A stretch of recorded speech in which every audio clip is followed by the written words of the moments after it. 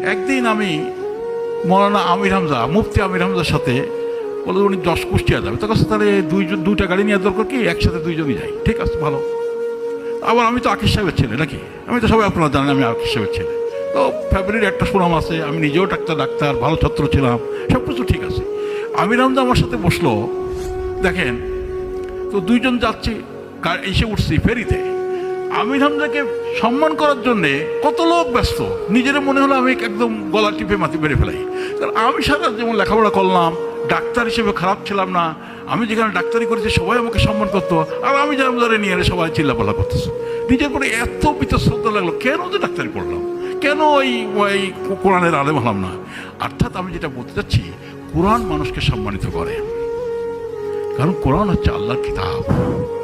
কোরআন হচ্ছে আল্লাহর কিতাব। যে কোরআনকে নিয়ে চলবে, কোরআনকে যে নিজের জীবনের লক্ষ্য হিসেবে গ্রহণ